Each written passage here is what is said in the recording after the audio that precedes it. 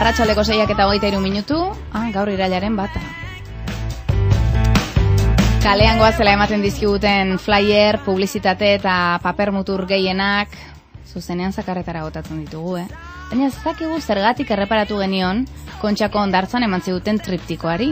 Haien eman zigun mutila simpatikoa iruditu zitzaigulako. Agian grazia egin zigulako aur bat, bord baten gainean tiraka eramateak, ez dakigu. Kontua da, eman berri ziguten publizitateari begiratu egin geniola, mahasti baten irudia dago bertan, eta aupa jartzen du izkilarreiz, eta gero dena ingelesez. Enjoy with us the magic power, essence and personality that hides the Basque country. Gozatu gurekin Euskal Herriaren indar magiko, esentzia eta nortasuna. Julien Landaluze, arratsaldeon. Arratsaldeon. Zer da, publizitate egiteko modurik onena jende asko dabilen inguruetan zeure burua aurkeztea? Bueno, bai, ez dakitola natural urtezan azkenean, eta nik oingoz bideo horrei jarraitu dut, ez dakit, marketing naturala, momentuan okurritzen jatena urtetzen dena egin, bueno, flyer honek edo triptik honek eskuan naukon, edo inguruan zauzen, ez, eta banatu beharra naukon, baina momentuan irtesan ideia, lobia bodyboard gainean montau, eta... Jo bazen bodyboard gainean zegoena. Eta kilometro asko egin dituzu, buelta asko egin dituzu, bodyboardari tiraka, uda honetan? Bueno, ez pentsa, beste, egun bakarrian ebile ginen. Ez da bodyboarda gaztako.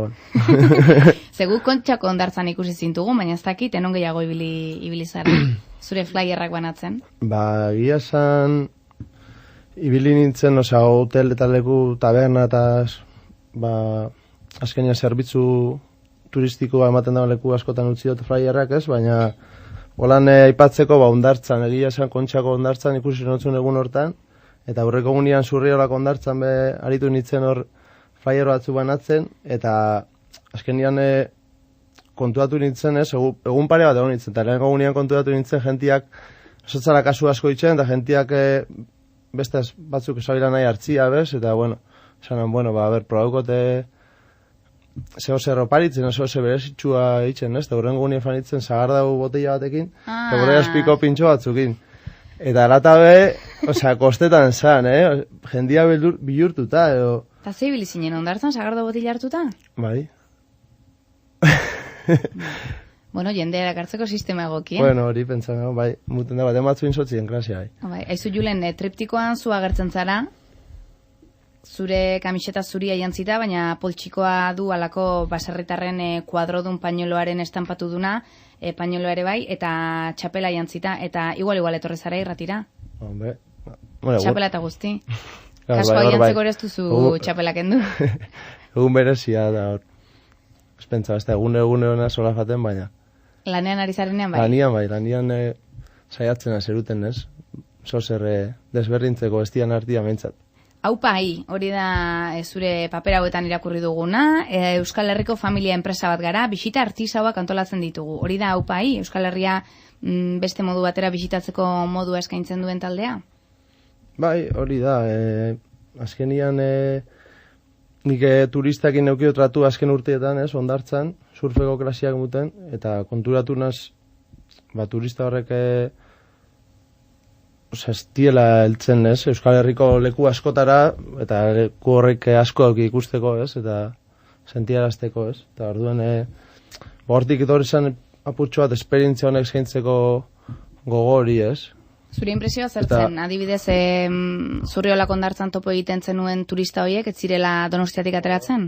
Zirela Donostiatik ateratzen, eta asko esakixela Euskal Herri izan zauzen, besta. Eta hemen euskara zitzen dagoela berba, eta Espainia barruan egon gatik, desberdina garela, ez da.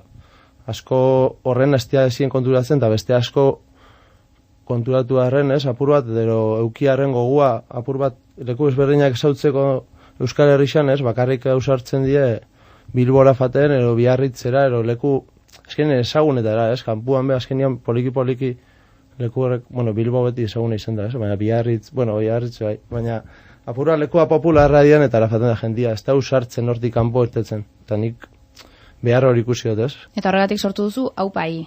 Hori da. Eta hor zer egiten dituzu, alako turrez berdinak? Bai, nik definitzeo zoriontasun esperientzia bezala, ez? Eta dakote prestatuta esperientzia ezberdin batzuk, batzuk kirolakin lotuta gehiago, ez? Beste batzuk gastronomiakin, Zeratu parrandakin, eta holan, esperientzia horren bitartez, jendia zoriontzu nahi dut, eta bide batez sentiarazi, ez? Gu zer garen, eta zer daukoen, eta nun bizi garen, ez? Beraz, ez dakit, kanpotik datorrenak bertako produktuak dastatu nahi baditu, dezake Pure Day, deitzen diozun tour hori adibidez? Bai, hori bikaina, izango zen, bertako produktuak ezautzeko. Ze esperientzia horren barruan bi aukera eskaintzen dut, ez? Eskaintzen dut, edo bezero eskainiko notzan, itxasoko produktuak ezagutzia edo mendikuak, ez? Barnealdekoak. Eta orduan jongo ginen, adibidez itxasoko produktuetan, jongo ginen kostako herri batera, portu inguruan ibili, arrain mundu hori ikusi apur bat, ez? Incluso antxoia eta hier baten sartu, ez? Piskat antxoia ikusteko zeran itxen dien eta guzti hori, ez? Eta gero, hortik, herritik gora jun, eta bukatuko ben esperientzia, txakolindegi baten, ez? Eta bertan ikusi txakolina zeran itxen dan, eta bizi, ez? Txakolindegiko jabiakin, ez? Ikusi bere bizi estirua zelakoa eta berekin konpartiru, ez?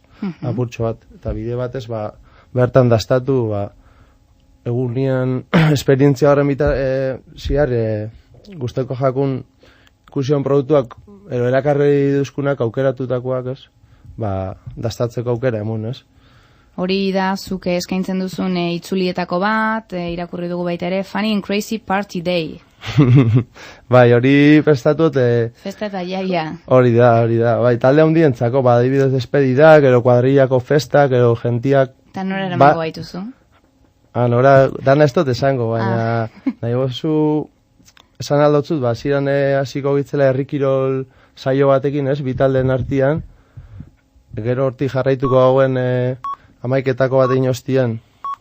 Trikitilari pare bat panderu hartu, eta herrian ziar txikite bat ingo gauen, eta gero bazkaltzen jungo ginen, eta arratzaldian bi aukera ematu, bai.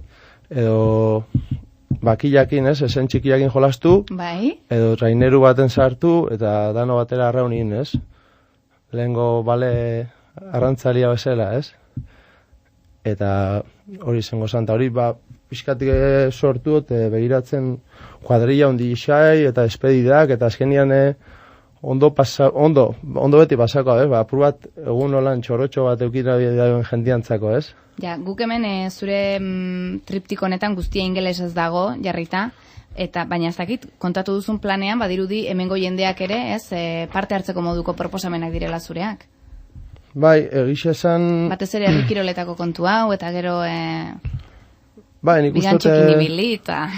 Ze, barkatu? Ez, proposatu duzun hori edo arraunean ibiltzearena, eta... Claro. Bai, hasiera baten kanpotaren dako sortutako esperientzia die, baina, denborakin kontuatu naz, nibe niretzako erakargarri isa diela, eta nik uste hemengo jendiantzako baita, ez? Eta orduan, igual, udan, egongo las geisha okupauta kanpotarrekin, ez? Donosti betetzen da kanpotarrez, ez?